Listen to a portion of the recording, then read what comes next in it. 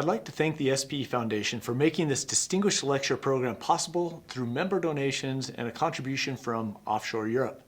Additional support is also provided by AIME. My name is John Hedengren, and I'm an associate professor at Brigham Young University in Provo, Utah. Automation is transforming many aspects of our lives, as well as the energy industry. Today I'll talk generally about the progress in automation, and specifically about drilling automation. Along with automation, we want to monitor conditions that cannot be measured directly. I'll share recent advancements on monitoring downhole drilling conditions with machine learning and physics-based digital twins. We'll first cover why and how to automate drilling. I'll share 3 essential elements of automation, including sensors, actuators, and controllers. There are many motivating case studies for automation, and I'll share references to several of these case studies. While there's been recent progress, there remain many challenges and opportunities with using physics-based or machine-learned models. A digital twin is a simulation replica of a physical asset or process. I'll share methods for creating a digital twin of the drilling process to enable new ways of thinking about automation. This new way of thinking is to use the predictive power of the digital twin to create predictive instead of reactive automation solutions. This is shown through a simulation study on combined pressure and rate control. Finally, I'll share a few concluding thoughts along with a few things you can do to adopt automation and fully utilize the predictive potential of digital twins and machine learning. Let's review why we want to automate drilling. There are many benefits of automation, include health, safety, and environmental factors. Automation reacts faster to problems with fast and small corrections versus large corrections or costly remedial actions. Economic benefits come from operating closer to constraints and reducing drilling time, especially with challenging market conditions. One study showed that there continue to be an average of 4 uncontrolled well situations in the Gulf of Mexico each year, even after the BP Macondo well incident in 2011. Automation is making strong progress in the oil and gas industry, as shown by the recent publications. Results include greater accuracy and consistency, faster drilling with fewer interruptions, and more accurate directional drilling for fewer deviations and improved steering to the most productive reservoir zones. Automation is transforming many industries. Surgeons are directing robots in operations with improved precision. Self-driving vehicles are augmenting the driver capabilities and may soon take full control. Self-driving long-haul truck transporters are currently under development to reduce transportation costs. Unmanned aerial vehicles, or drones, are increasingly used to regularly inspect assets such as flare stacks and offshore platform risers. Technology companies are working on systems to change how we buy and receive products with automated delivery and warehouse management. Automation is transforming medical care, transportation, inspection, and retail. Full automation does not typically happen all at once. There are many levels of automation that consider human-machine interactions. Sheridan proposed 10 levels of automation, with levels 1 to 3 listed here. In the first level, the computer carries out the command. In the second level, the computer also gets options. In the third level, the computer also selects the action. With each successive level of automation, the computer does more of the work. In level 5, the computer starts the action with human approval. In level 8, the computer does everything with the role of the human to just request the outcome or request an explanation for the action. Level 10 is full automation. I'll share a video of an automation scenario. At a certain point in the video, the automation level goes from level 8 to level 10. As you can see, the driver is not touching the steering wheel, brake, or accelerator. Computer vision identifies other vehicles, pedestrians, and other features of interest. At the beginning of the journey, the driver requested an action, a destination, and the car is self-navigating. The driver is ready to take control if needed, and that would be level 8. At a certain point, the driver exits the vehicle and the vehicle enters a mode to find a parking spot. Level 10. Once it identifies a parking spot, it navigates to the spot and parks until the driver summons the car. This is a complex environment with many decisions. can a similar level of automation be provided to assist a driller? With any automation system, there are three essential elements: the sensor that measures the quantity of interest, an actuator that causes a change to the system, and a controller that requests new sensor readings and makes the adjustments to the actuator. Managed pressure drilling is a special type of drilling where the drilling mud returns to the mud pit through a choke valve.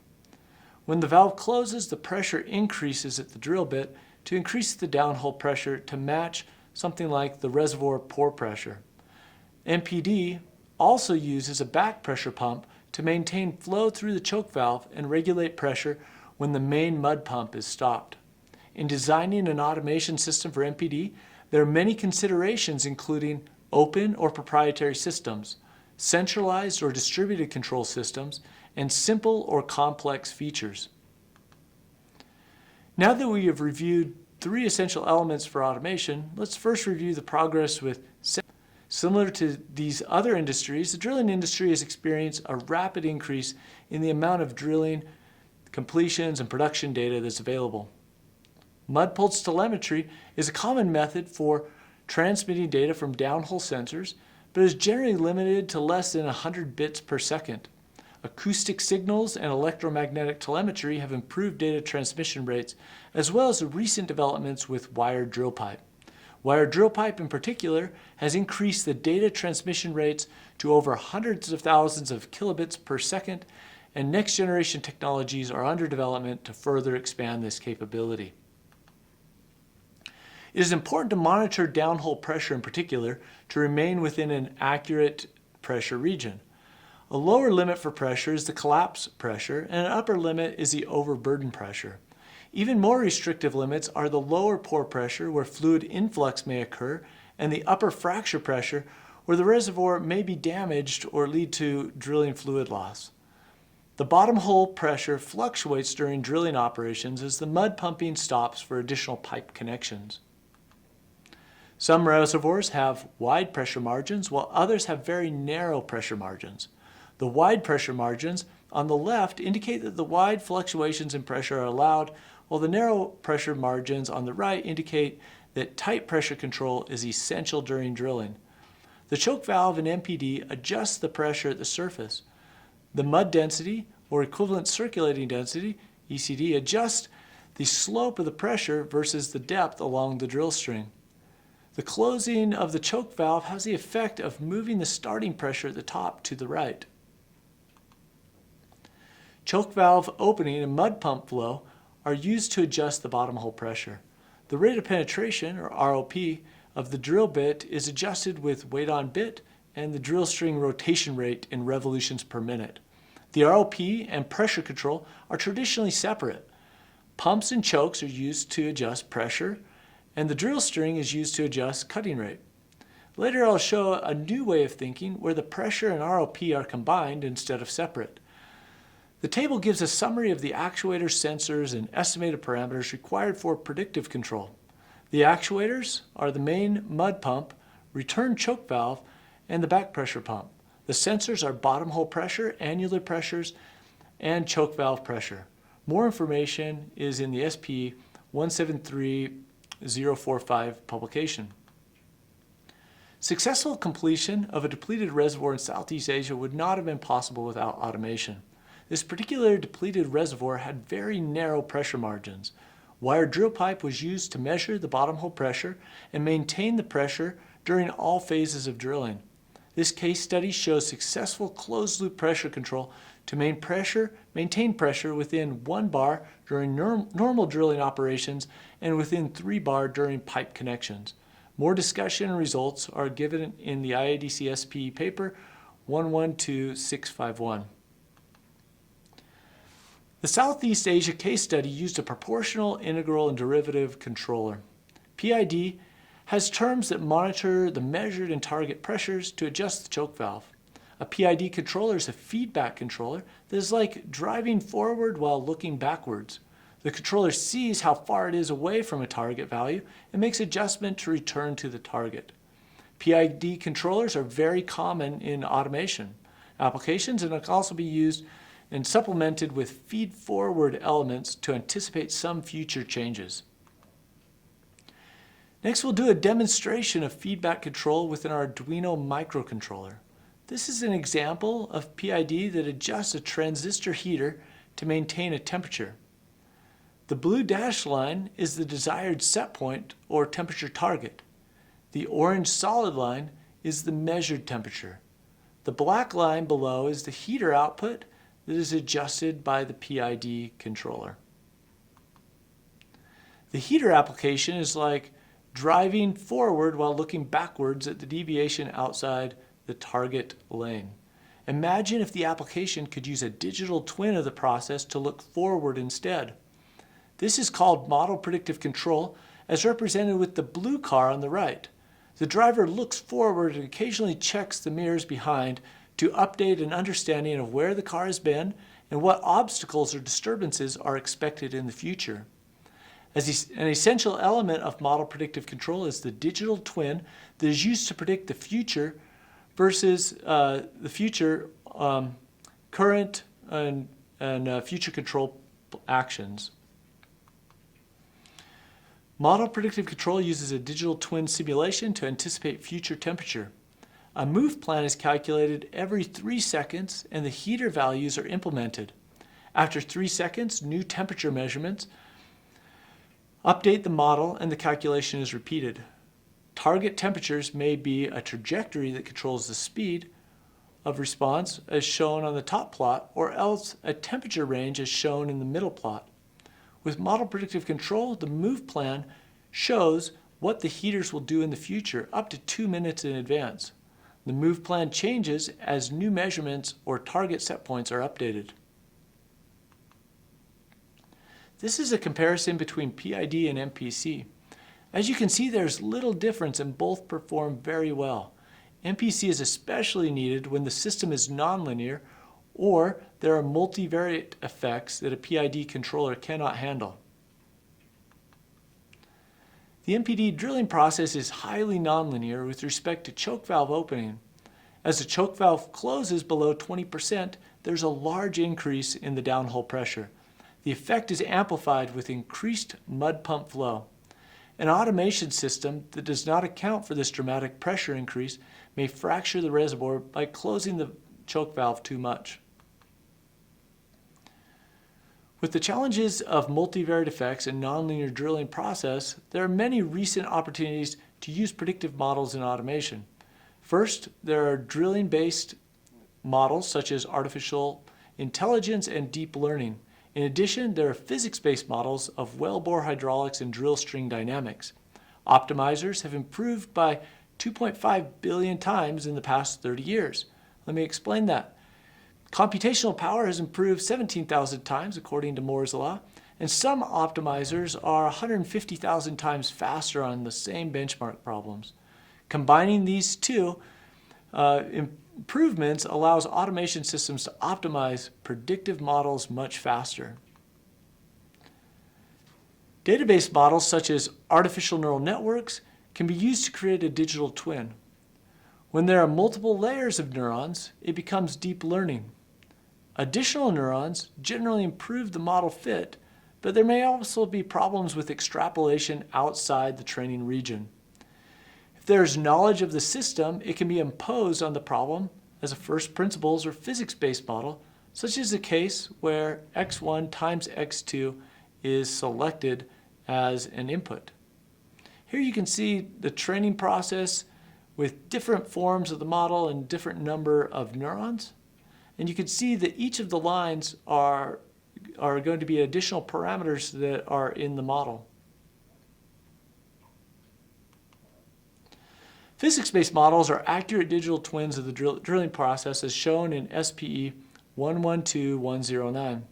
However, these models are challenging to align to all of the drilling and reservoir parameters. The complex models may also be too slow for model predictive control, where the digital twin must be simulated many times to determine the optimal solution.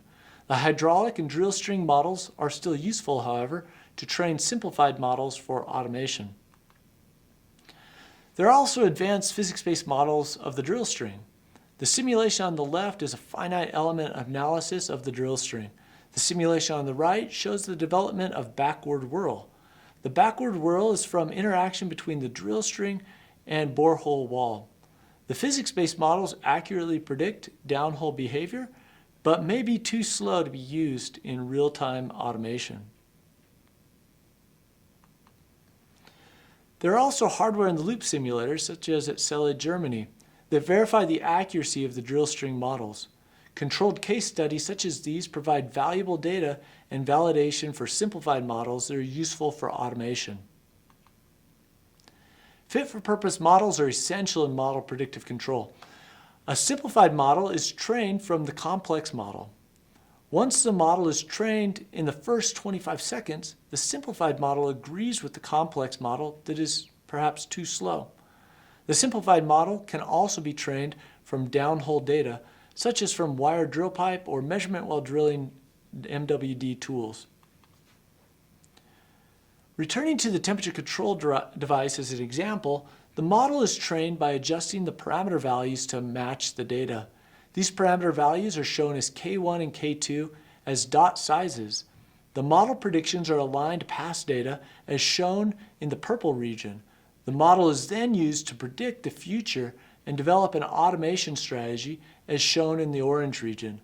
This is a predictive automation that is also applied and can be applied to drilling to see future events and take a proactive versus a reactive approach to automation.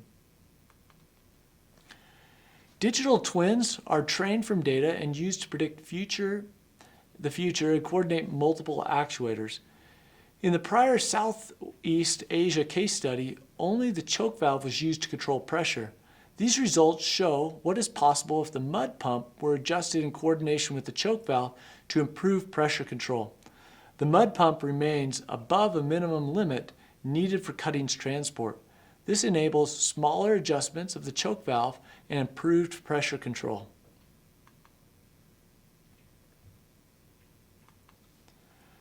A new way of thinking about control is to use multivariate relationships in automation. Formerly, separate controls such as pressure and ROP may see further improvements by combining the control into one unified strategy. A multivariate controller uses all of the measurements, actuators, and information about the desired outcomes to build a unified strategy. This is a case study on combining MPD pressure control and ROP maximization. The choke valve and pumps are traditionally adjusted to control pressure, and the drill string, weight on bit, and RPM are adjusted to control ROP. When the two are combined into a unified strategy, the controller has a surprising outcome that challenges conventional thinking. We performed a simulation study with a large and unexpected fluid influx while drilling. The combined controller closes the choke valve, increases the mud flow, increases the rotation rate, and decreases the weight on bit. The increase in rotation rate and weight on bit are not conventional methods to stop gas influx. However, the controller understands that the rotation rate has an immediate and a long string effect of increasing the pressure as the friction factor is increased. The weight on bit is decreased to compensate for the increase in rotation rate. Not only did the controller stop the gas influx, but it also found a way to further increase ROP by adjusting the pressure to the minimum allowable value. It understands the effect of pressure on drilling rate. There remain several challenges for drilling automation. First, automation requires digitization of the drilling process. Second, automation with predictive models is unreliable if the digital twin is not sufficiently accurate. Third, advanced optimizers may fail to find a solution within the required time.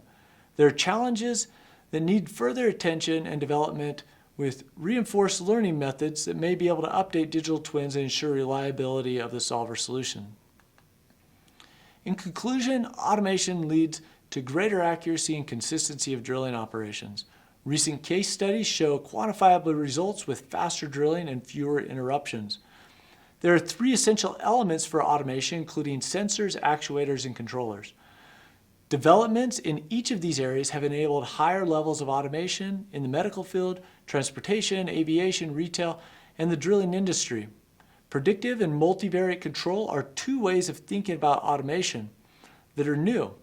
There are many remaining challenges with predictive automation and many opportunities as companies seek innovative solutions.